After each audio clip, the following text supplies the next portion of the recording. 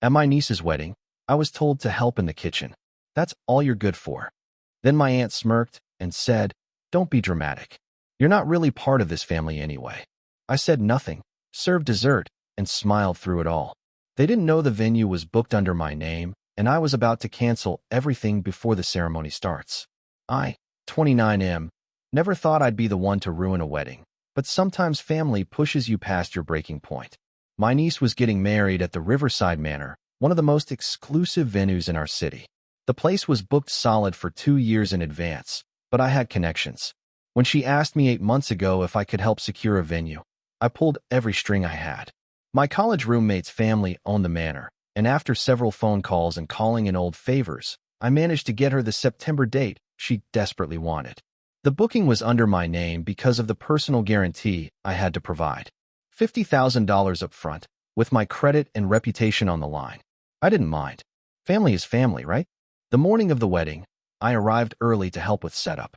The venue was transformed into something magical. White roses everywhere, crystal chandeliers casting warm light over silk-draped tables, and a string quartet tuning their instruments near the altar. I'd been working since dawn, coordinating with vendors, fixing last-minute issues, making sure everything was perfect for her special day. That's when my aunt found me in the main hall, adjusting some loose fabric on the head table. She told me to stop pretending to be important and get to the kitchen where I belonged. Her words hit like ice water. She said that's all I was good for anyway, manual labor and staying out of the way. I stood there, fabric still in my hands, trying to process what she'd just said. This was the same woman who'd called me crying 6 months ago when her husband lost his job, begging me to loan them money for their mortgage. The same woman whose son I'd tutored through college calculus for free. But she wasn't done. When I didn't immediately scurry away like some hired help, she stepped closer and told me not to be dramatic. Her voice dropped to that particular tone that cuts deep, the one she perfected over years of family gatherings. She said I wasn't really part of this family anyway, so I should just do what I was told and stay invisible. The words landed like physical blows. Not really part of this family. I'd been hearing variations of this my entire life, but never so directly, never with such calculated cruelty. My phone buzzed in my pocket. A text from the venue manager asking about the final headcount for dinner service. $43,000 was the outstanding balance, due before the reception began, all charged to the credit card linked to my account. I looked around the room. My cousin was adjusting his tie near the bar, the same cousin who'd borrowed my car for 3 months last year and returned it with a dented bumper. My uncle was directing photographers, the uncle who'd promised to pay me back for covering his daughter's security deposit 2 years ago, money I never saw again. And there was my aunt, already walking away, dismissing me like I was nothing. I smiled and told her she was absolutely right. I should focus on what I do best. She seemed satisfied with my compliance and went back to fussing over the flower arrangements. I walked calmly to the kitchen, past the caterers who were preparing the appetizer course, past the servers arranging champagne glasses. In the manager's office, I found exactly what I needed. The venue manager looked surprised to see me. He started to ask about some final details, but I cut him short. I told him there had been a family emergency and we needed to cancel everything immediately. His face went white. He asked if I was certain, reminding me about the cancellation policies and penalties. I assured him I understood completely. I was the primary account holder, after all. The legal documents were straightforward. My signature, my responsibility, my decision. Within 15 minutes, every vendor had been notified. Catering canceled. Music canceled. Photography canceled. Bar service canceled. I walked back through the main hall, where guests were starting to arrive. My aunt was greeting people near the entrance, playing the proud mother-in-law role perfectly. She caught my eye and gave me a patronizing smile, probably expecting to see me carrying a tray of something. Instead, I approached the small group she was entertaining and politely asked to speak with her privately.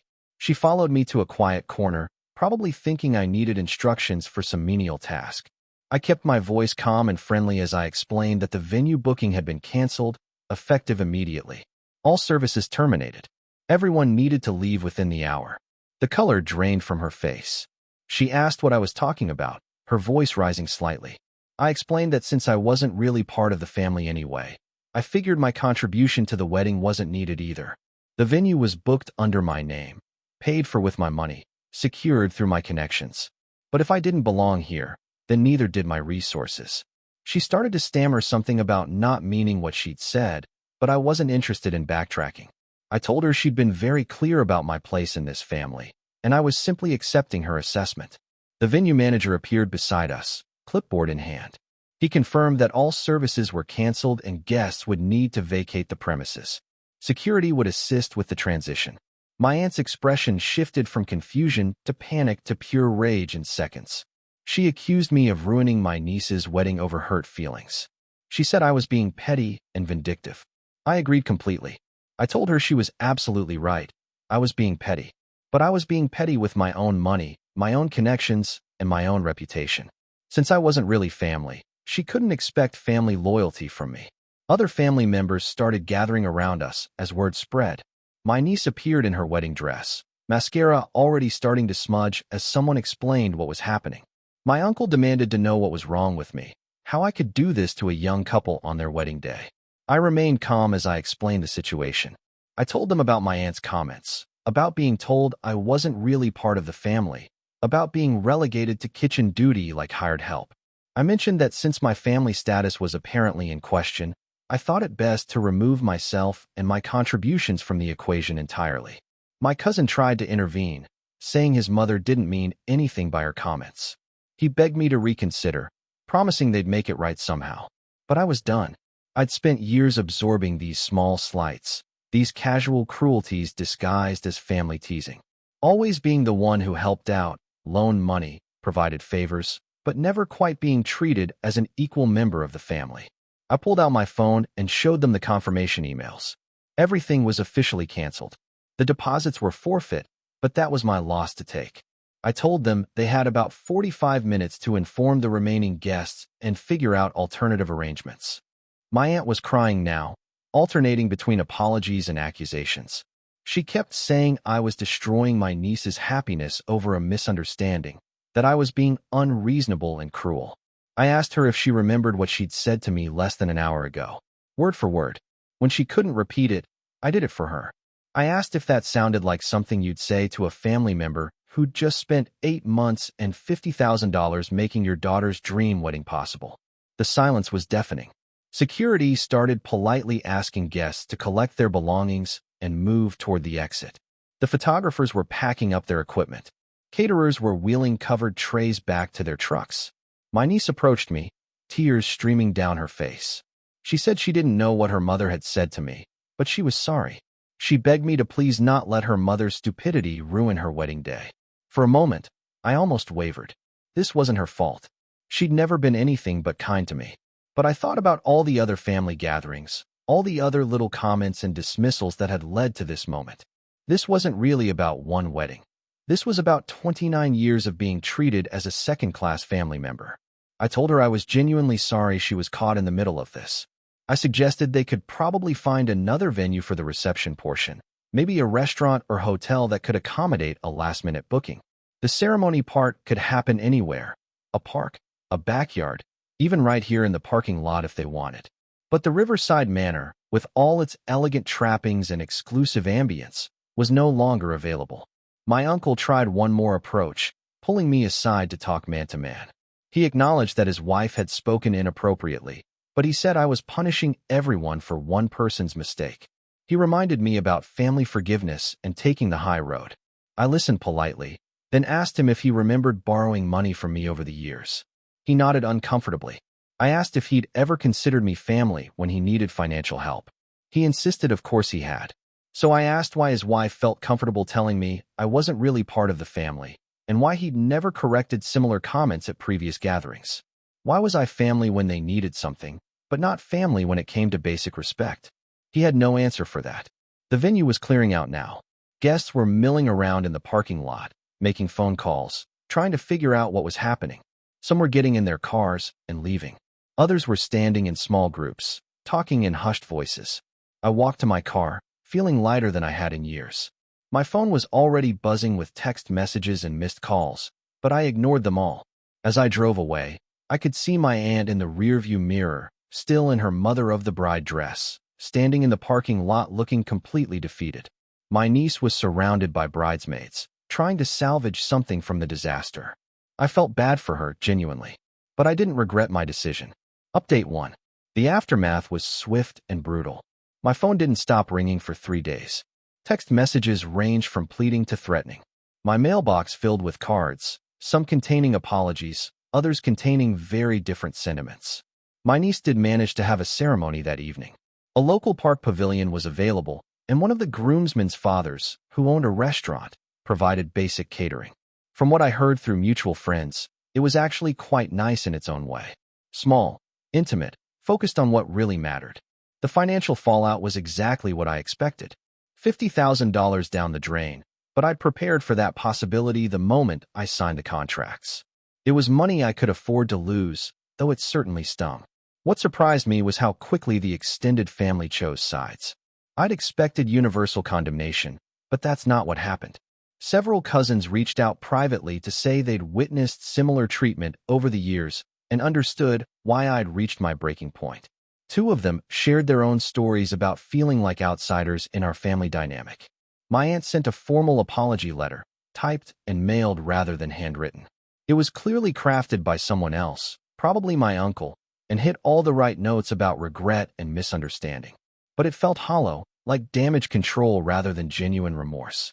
The letter mentioned family counseling and making amends. It suggested we all sit down together to work through our differences. It was signed by both my aunt and uncle, though I doubted she'd had much input on the actual content. I filed it away without responding. Update 2. 3 weeks after the wedding disaster, my niece called me directly. She asked if we could meet for coffee, just the 2 of us. Her voice was different, more mature somehow, like the whole experience had aged her in a way that had nothing to do with being married now. We met at a neutral location, a coffee shop downtown where neither of us was likely to run into other family members. She looked tired but determined. She told me she'd been thinking about what happened, really thinking about it, not just reacting emotionally. She said she'd started paying attention to family dynamics in a way she never had before, watching how different people were treated at gatherings, listening to the subtle comments and dismissals. She apologized for not noticing sooner how my aunt treated me. She said she'd always seen me as the reliable one, the problem solver, the person everyone turned to when they needed help. But she'd never considered what I was getting in return for all that support. She asked me to tell her honestly about other times I'd felt excluded or dismissed. So I did. I told her about Christmas dinners where I was expected to help serve and clean up while the other men watched football. About family photos where I was consistently positioned at the edge or asked to step out so they could get shots of just the core family. About conversations that stopped when I entered rooms and inside jokes I was never included in. I mentioned the financial aspect too, how I was always the one people called when they needed money, but never the one invited to family celebrations as an equal participant. Always useful, never truly welcomed. She listened without defending anyone or making excuses. When I finished, she sat quietly for several minutes. Then she said something that surprised me. She told me that watching me walk away from her wedding had been the most powerful thing she'd ever seen anyone do. Not because it was cruel or dramatic, but because it was the first time someone in our family had set a clear boundary and enforced it. She said it made her realize how many times she'd watched people dismiss or demean others and done nothing about it. She was ashamed of her own passivity in the face of family bullying. We talked for almost 3 hours. By the end, we'd reached an understanding. She couldn't fix the family dynamics that had led to that moment, but she could commit to treating everyone with equal respect going forward. And she asked if there was any way we could maintain a relationship independent of a larger family drama. I told her I'd like that. Update 3. 6 months later, the family landscape had shifted dramatically. My aunt and uncle's marriage was struggling. Without going into details that weren't mine to share, I learned that the wedding incident had sparked larger conversations about respect and treatment of others. My uncle had apparently been doing some soul-searching about his wife's behavior and his own complicity in enabling it. Several family members had started setting their own boundaries. My cousin who'd borrowed my car implemented a policy of not lending money to relatives unless it was formalized with written agreements. Another relative stopped hosting holiday gatherings after years of doing all the work, while others just showed up and expected to be entertained. It was like my walking away from the wedding had given other people permission to stop accepting unacceptable treatment. My niece and her husband started hosting their own small gatherings, separate from the larger family events. They invited people based on character rather than blood relation, creating a chosen family environment that felt healthier than anything I'd experienced in years. I was included in these gatherings, not as the utility person who handled problems and logistics, but as someone whose company was genuinely valued. It was a revelation to experience family-style relationships based on mutual respect rather than obligatory tolerance. The broader family eventually adapted to the new reality. Some people made genuine efforts to change their behavior patterns. Others doubled down on their victim narratives, painting me as the villain who'd ruined a wedding over petty grievances. I was fine with either response. The people who understood why I'd reached my breaking point were the ones worth maintaining relationships with. The ones who couldn't see the problem weren't people I needed in my life anyway. My aunt never contacted me again after that formal apology letter. Through mutual connections, I learned she'd told her version of events to anyone who'd listen, casting herself as the victim of my oversensitive reaction to innocent comments. That told me everything I needed to know about whether her written apology had been sincere. Looking back, I don't regret canceling the wedding. It was extreme, yes. It was expensive and dramatic and caused immediate pain for people I cared about. But it was also honest. For the first time in my adult life, I'd responded to disrespect with consequences rather than accommodation. I'd shown that my contributions to the family came with basic expectations of human dignity. The wedding was one day. The relationships I'd built on authentic mutual respect were going to last much longer. And honestly, that seemed like a fair trade.